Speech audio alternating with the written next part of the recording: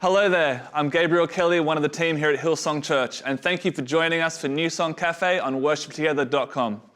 We're really excited today to be talking to Ben Hastings, one of the writers on the song Seasons from the new Hillsong Christmas album, The Peace Project.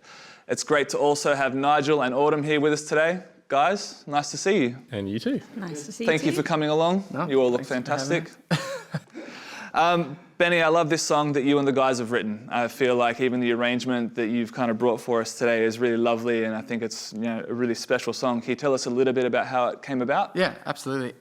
This song kind of came together really organically, actually. And I think it's because a lot of the concepts have just sort of been bubbling around in my mind for a long time, and they were coming out in conversations with Chris, one of the other writers in the song, and Ben as well. So we sat down to write it, and it all just started falling together, kind of really organically. Even that chorus lyric kind of all came out just as we were playing it. I think if you think about God, God is God, right? So he can do whatever he wants at any moment and any time. He could fulfill all his promises just like that. But so often he takes his time. There's a lyric in the bridge of the song. It says, "You could have saved us in a second. Instead, you sent a child."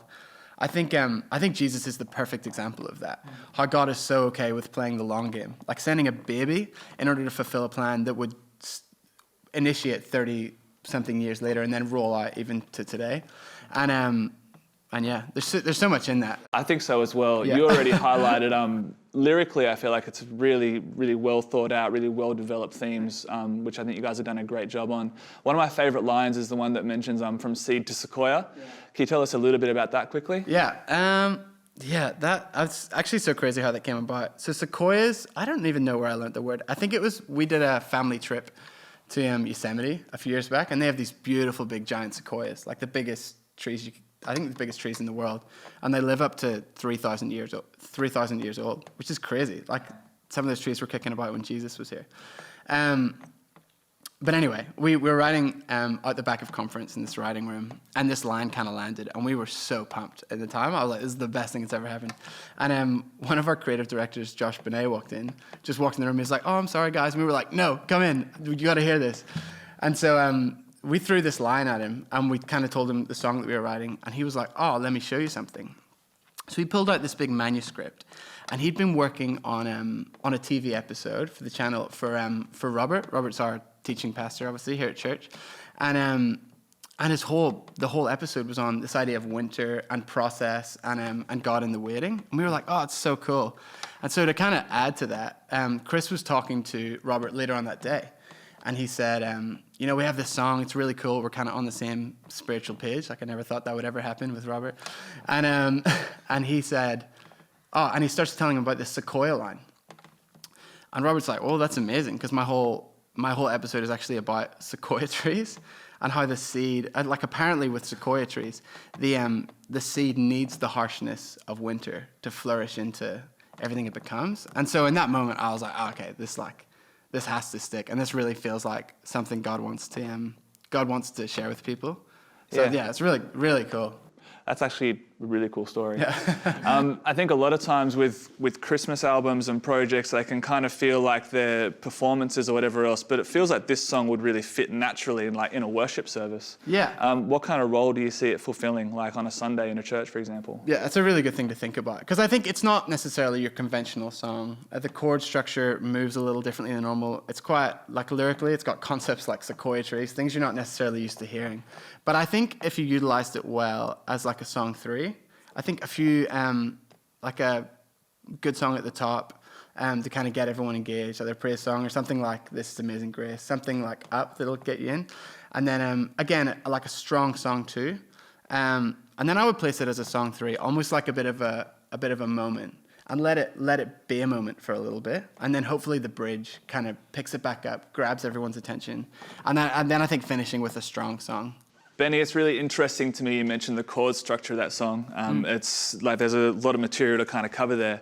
Nige, I'm interested to hear from you about your approach as a guitarist and a music director, about how you would kind of take the song, which on the album is this huge orchestral arrangement, and then, as we've heard here today, like bring it right back down to just a few instruments. Do you have any thoughts on how we could approach that?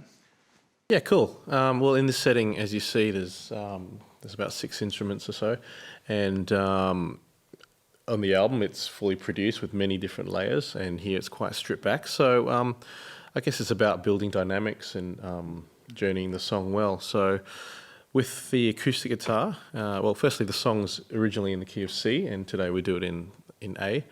With the guitars, both Benny and I are playing with the capo on the 2nd fret, with the G shape. And it starts off really chilled with Benny just picking it, and he actually carries that picking idea throughout the whole song. And then we add the layers with orts in the chorus and bringing in some glock and percussion and various other layers. And I'll come in later on just with some strumming and do you want to talk through the chords? Yeah, sure. So we so as Nige said, we're in this G shape on the capo 2, and goes 4, which is the C, to the G, and 6, E minor, to the 5, which is the D. We pass on the 3 this time. It's 3, which is to the 4, which is C. 6, 5. And then going into the chorus on that 3, I C. Though the E minor is C, even 1 to the G, E minor to the D. And that's kind of the chorus progression. And then in that bridge, we hammer on the 1 hey at the start. yeah, So on that G, and then when it goes to the progression, it walks down on the D to the E minor, D, C, back up on the D that time, and when you're coming back to it, it walks down from the 1. Yeah, So, cool. So he's playing that picking style throughout the song. I only come in on the turnaround after the first chorus, and I'm actually strumming just with, just using all my hands, just strum with that. And I only pick up the pick on the bridge. Yeah. Yeah, and then just that idea. Chords very simple. G shape, E minor. C, old school C with the 5th down the bottom, the D, and that's pretty much that idea throughout. Awesome. Orts, would you mind talking to us quickly about how the chords and the movement and the musicality can support the song as a whole? Yeah, one of the beautiful things about this song that Benny done such a great job is lyrically it's a bit of a masterpiece. And so I think our approach today, at least, was to just let the chords and the voicings support the lyrics. There's a beautiful melody happening and amazing lyrics. So we didn't overplay because I think it doesn't need it. So I think in your own churches, sometimes there can be this temptation to just overplay because we want the Spirit of Jesus to come. But I think if we understand that sometimes being more minimalist in our approach actually lets you hear the beautiful melody and lyrics that the guys have done. So that's what we did today. Hopefully it's a help. It's awesome. It's very cool. And you're right, Orts, the whole point is that people will take these songs and kind of play them in their churches, and really believing that this song that you guys have written becomes a declaration for a lot of people over this Christmas period, and God would use it in a powerful way, which is cool. Thank you guys for coming in today. It's been great having you. Thank you. Thanks Thanks for having Thanks us. so much.